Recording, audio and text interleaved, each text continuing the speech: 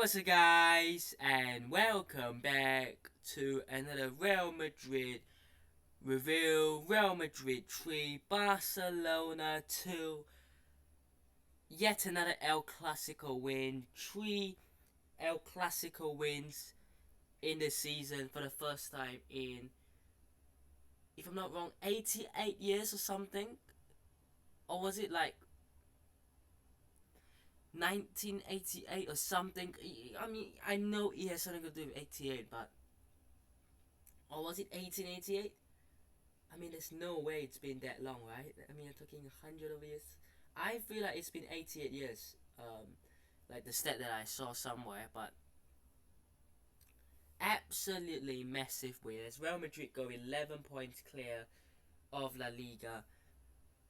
It's not mathematically secured and done with 11 points clear with 6 games to go. But let's be real, 11 points in 6 games is a lot, right? Real Madrid will have to lose 6 games, basically. So Real Madrid will basically have to lose every single game from now until the end of the season, which we know that it's not going to happen. So that's La Liga done. That's La Liga wrapped up. So you can't obviously say against Real Sociedad this upcoming weekend that, we're just going to play a bunch of kids and young players. You can't do that obviously because it's not over. But of course, you can have the kind of mentality, and you can now be more worried about that Bayern Munich game, that first leg away in Munich at the Allianz Arena. That first leg is your focus, because now that you are 11 points clear, you have beaten Barcelona. Obviously, it's, if I'm not wrong, what I heard, based on head-to-head anyway. So if Barcelona want to win the league, they have to get 12 points, because even if they have the same amount of points, they will lose out on the title because of head-to-head. So you're now essentially 12 points clear of Barcelona, although it's 11. It's cruising. You've got Real Sociedad this upcoming weekend, and then next midweek, next Wednesday, I think it's Wednesday, you have got Bayern Munich, and that is going to be an absolutely massive game. The first leg away, Real Madrid, Bayern Munich, clash of two giants. It's a Champions League semi-finals. That is the game to worry. But of course, the Real Sociedad game midweek, in between, will be obviously a game that you cannot just not care about. You have to still take it seriously. And of course, one loss this whole La Liga season, all the way back in September. 2 losses this whole season, the last coming in January. Brilliant season, what Ancelotti has been able to do. And let's not forget as well, we don't really give him much credit, what he's been able to do with the team that he's had, which isn't really a very strong and full of depth team anyways. You minus off 2 centre backs and a keeper for what has been the whole season. Remarkable, really, isn't it? But obviously, like I said, that does mean that that is 11 points clear of the Barcelona, with Girona all the way back. They're not really going to be able to fight Atletico Madrid as well, too far back. So that is realistically that done, really. But let's talk about the game. I thought that it was a very, very chaotic game, as El Clasicos always do provide us with a bit of chaos. And I said in the preview that it doesn't matter where Barcelona are, it doesn't matter where Real Madrid are, it doesn't really matter where both these teams are. El Clasico is always going to produce an incredible game. These two sets could both be not at their best, which we have seen on occasions. You're talking the last couple of years, maybe both teams haven't been very convincing, but we've seen both teams be able to dominate each other in games. But obviously those days of Ronaldo against Messi and Pep against Mourinho, those days are long gone. Um, this is realistically a new generation now. But I thought, yeah, it was an incredible game.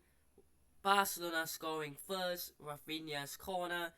I've no idea why Christensen was unmarked. It's a free header. It is.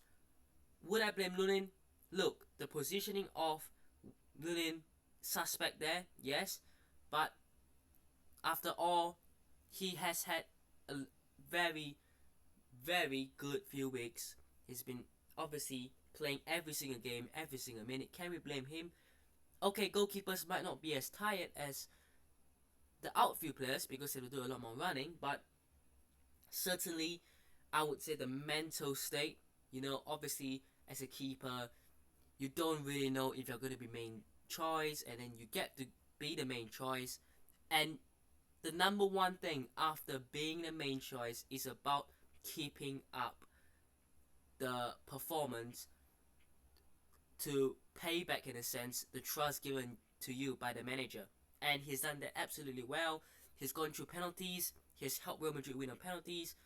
That definitely takes a toll on your mental sort of thing. So certainly mentally he might have been affected, in a sense. But still, defensively, not just Lunin, but just defensively has to be better there. And then the 1-1 goal, it's a penalty from Vinicius Jr. Is it a penalty?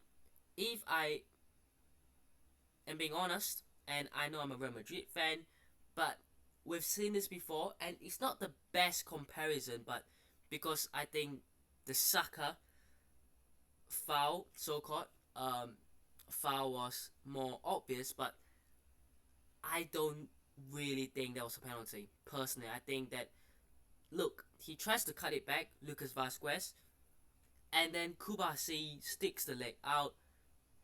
Okay, yes, context there, the intention of Kubasi to leave his leg in. He could have just gotten it away after trying to intercept. He's kept his leg in, and Vasquez had enough time to not make contact. But of course, if you can make contact, if you can get a penalty, sure. Right? That's what players do. They look for contact, they look for fouls, they look at the referee, and the referees are under pressure sometimes, and they just make a decision. And I don't think there's anything in it, right? That is obviously 1-1. Second half, a lot more for both sides. But that goal from Barcelona, Lamine Yamal sends the ball in.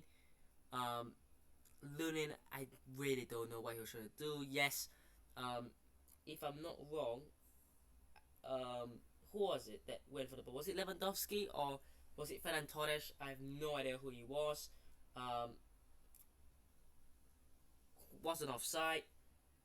And then Lunin can't catch the ball, drops it to Fermin Lopez, straight at him, and he scores, right? I think this is Lunin's fault.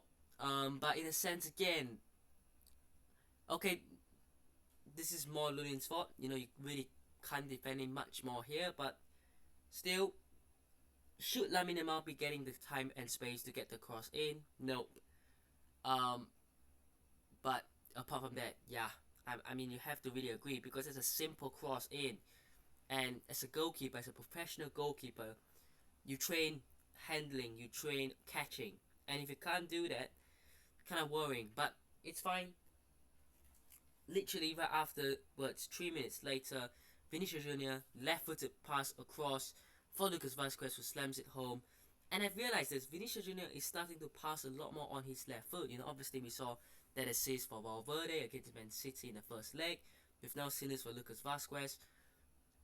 He's being more confident, he's playing better, he's being more clinical, not just with his finishing, but also with his passing.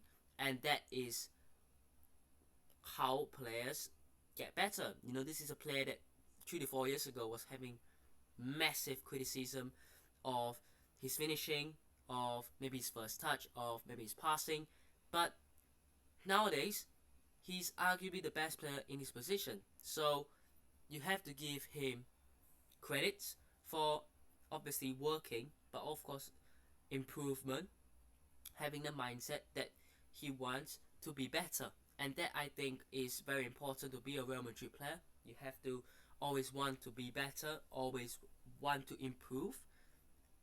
Because if you don't have the kind of mentality, you're never going to get anywhere successful, really.